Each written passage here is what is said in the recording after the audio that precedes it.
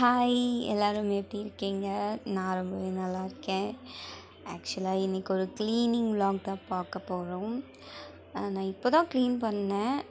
ஆனால் ரொம்ப டஸ்ட்டாக இருந்த மாதிரி இருந்துச்சு. அப்படியே அந்த நியூஸ் பேப்பரையும் சேர்த்து மாற்றிடலாம் அப்படின்றதுக்காக நான் ஒரு ஷெல்ஃப் லைனர் வாங்கியிருக்கேன். சின்ன சின்ன சேஞ்சிங்ஸ் ஏதாவது பண்ணிகிட்டே இருக்கணும், இல்லைன்னா நமக்கு பார்க்க பிடிக்காது. அதனால் அதுக்காக தான் ரெடி பண்ணிகிட்ருக்கேன். சில பேர்லாம் பார்க்க ரொம்ப சூப்பராக மெயின்டைன் பண்ணுவாங்க. எனக்கு அந்த மாதிரிலாம் வராது. ரொம்ப ஓரளவுக்கு தான் க்ளீனாக வச்சுப்பேன். ஆனால் இப்போது வீடியோ போடுறதுக்காகவே அடிக்கடி க்ளீன் பண்ணுற மாதிரி இருக்குது. பரவாயில்ல, இதுவும் நல்லா தான் இருக்குது. ரொம்ப டீப் க்ளீன்லாம் பண்ணலை. ஓரளவுக்கு ஒரு வெட் கிளாத் வச்சு நல்லா வைப் பண்ணி எடுத்துட்டேன். சில திங்ஸ் எல்லாம் கொஞ்சம் எம்டி பாக்ஸஸ்லாம் வாஷ் பண்ணி வச்சுட்டேன். எல்லாமே வாஷ் பண்ணி ரெடி பண்ணி எடுத்துக்கிட்டேன். தென் இந்த ஷெல்ஃப் லைனர் தான் வாங்கியிருந்தேன். அம்மா வீட்டுக்கு போயிட்டு வரும்போது கரூரில் வாங்கினது. எதை எடுத்தாலும் 150 அப்படின்ற மாதிரி சொல்லியிருந்தாங்க. அந்த பவுல் செட் ஒன்று, அப்புறம் ட்ரே செட் ஒன்று வாங்கியிருந்தேன். மூணுமே ரொம்ப நல்லா இருந்துச்சு. இந்த ஷெல்ஃப் லைனர் வந்து ஒரு 2 ஷெல்ஃப்க்கு தான் போடுற அளவுக்கு வந்தது.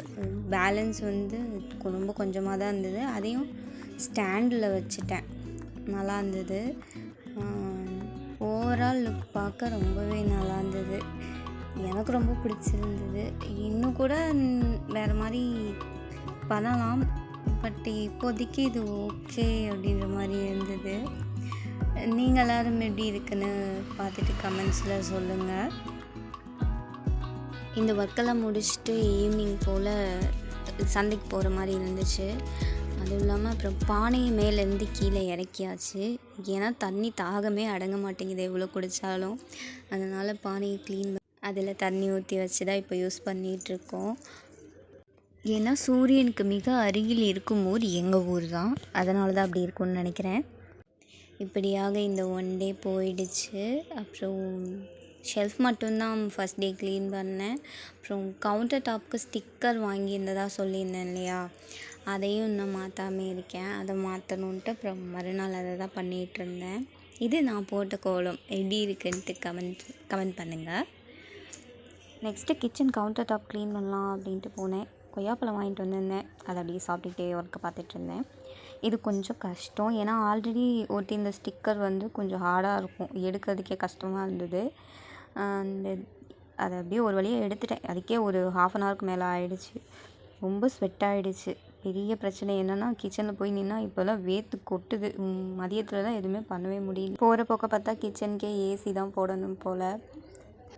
அப்புறம் யூஸ்டு ப்ராடக்டாக வந்த நம்ம ஆயில் டிஸ்பென்சர் வந்து நெக்ஸ்ட்டு எக்ஸ்சேஞ்ச் போட்டிருந்தோம். அதுவும் வந்துடுச்சு. அது கொஞ்சம் நல்லா வந்திருந்தது.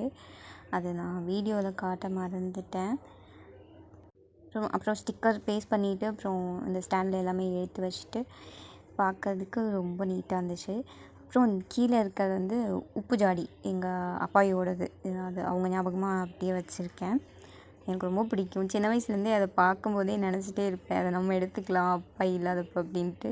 ஆனால் அவங்க இருக்காங்க, கேட்டேன்றதுக்காக எனக்கு கொடுத்துட்டாங்க. அவங்க ஞாபகமாக அப்படியே வச்சுருக்கேன். தென் இப்படி தான் இருந்துச்சு. ஓவரால் லுக் பார்க்கவே ரொம்ப சூப்பராக இருந்தது. எனக்கு ரொம்ப பிடிச்சிருந்தது பர்சனலாக இந்த ஸ்டிக்கர்.